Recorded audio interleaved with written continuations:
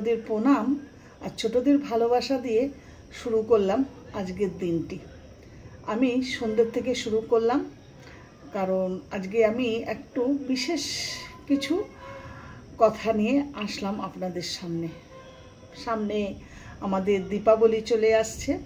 তো দীপাবলির টাইমে তো আমরা 14 শাক খাই, 14টা প্রদীপ জ্বালাই, তারপরে আমরা ধনতেরাস মানাই বা ধনতেরাসে যা যা নিয়মকানুন আমরা সমস্ত কিছুই ফলো করি আর সেইভাবে করার চেষ্টাও করি। আর তার সাথে আমরা করি জমের দ্বীপ জ্বালাই।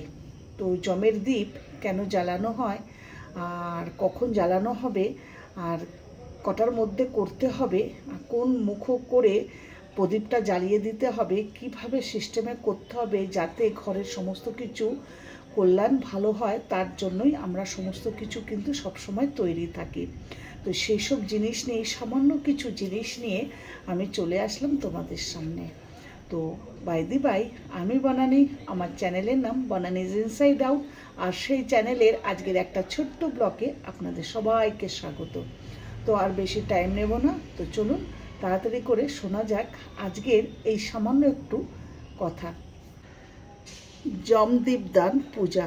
সন্ধ্যার ঘরে বাইরে গমের আটার তৈরি প্রদীপগুলি দক্ষিণমুখী করে মানে জমের নির্দেশে রাখা হয়। সাধারণত দক্ষিণমুখী প্রদীপ রাখা নিষিদ্ধ, কিন্তু এই দিনে এটি ব্যতিক্রম এবং আলো কেবল দক্ষিণ দিকেই মুখ করে রাখা হয়।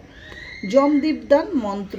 এই দিনে দীপদান করার সময় যে স্তোত্রটি জপ করতে হবে তা হল মৃত্যুন্না প্রসাদান দাভ্যান কালেনা শ্যামায়াযুত ত্রয়োদশমম দীপদানান্ত সূর্যস্য প্রিয়তমো মা। জম দীপদান যা জমদীপম, জমদীপ পূজা এবং জমদীপদান নামেও পরিচিত। উত্তর ভারতে দীপাবলি উদযাপনের প্রথম দিন এবং গুজরাট এটি ধনতেরাস নামেও পরিচিত। সারা রাত ধরে প্রদীপ জ্বালানো হয় এবং এই প্রদীপগুলি মৃত্যুর দেবতা যম বা যমরাজের উদ্দেশ্যে উৎসর্গ করা হয়। 2025 সালে জমদীপ পূজার তারিখ 18ই অক্টোবর। কিছু অঞ্চলে পূর্বপুরুষদের জন্য প্রদীপ জ্বালানো হয় এবং সেই দিনে নদী বা পুকুরে ভাসিয়ে দেওয়া হয়। তো আমি সামান্য একটু কিছু আপনাদের সামনে বললাম, আর যেটুকুনি আমি শিখেছি বা নিজে করি বা আমার ছেলে মেয়েদেরও সবাইকে শিখিয়েছি, আর সেজন্য এখন আমি আপনাদেরও সামনে একটুখানি বলছি। যদি কিছু ভুল বলে থাকি তো ক্ষমা প্রাপ্তি সবার প্রথমেই জানিয়ে দিচ্ছি। তো প্রথমে কি করতে হয়, আমি প্রথমে বলতে চাইছি জমদীপের সবথেকে শুভ টাইমটা হলো সন্ধে 5টা 4 মিনিট থেকে 6টা 42 মিনিট।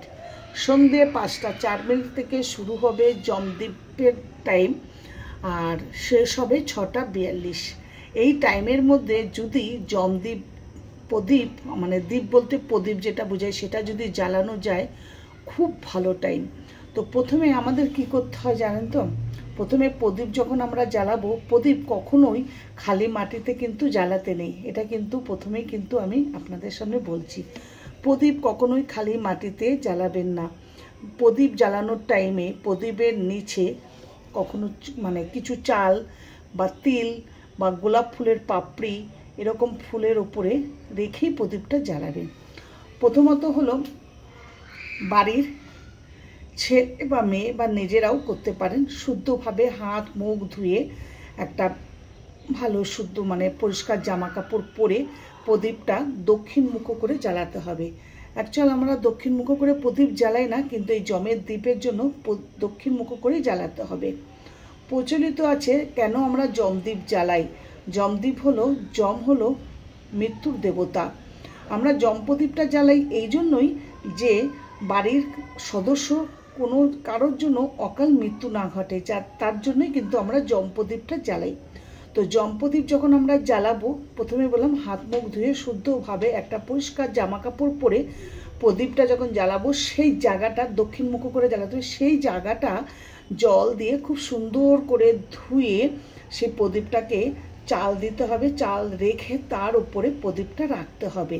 চারিদিকে একটু ফুল সুন্দরভাবে করার জন্য একটু সুন্দরভাবে ফুল দিয়ে তারপরে উপর দিয়ে মানে ফুলের পাশ দিয়ে অল্প একটু কালো তিল ছড়িয়ে দিয়ে প্রদীপটা জ্বালিয়ে দিয়ে আর কোনো দিকে তাকাবেন না, কিন্তু পুরো জ্বালিয়ে দিয়ে নমস্কার করে মনের যা মানে কামনা সেটা করে সিধে মুখ না মানে পিছন না তাকিয়ে সিধে ঘরে ঢুকে দরজা বন্ধ করে দেবেন।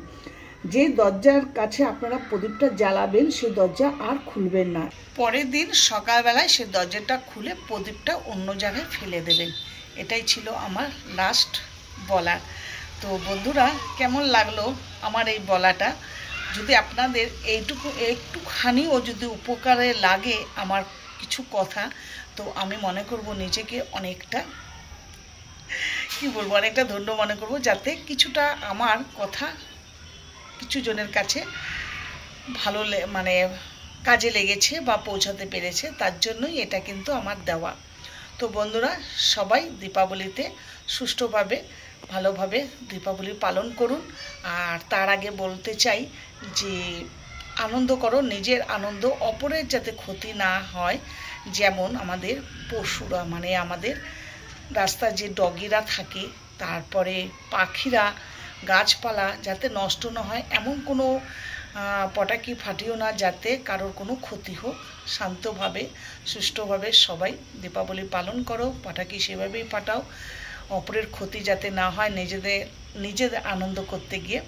তো ভালো লাগলে লাইক কমেন্ট শেয়ার করে দেবে। চলো টাটা, লাভ ইউ টু।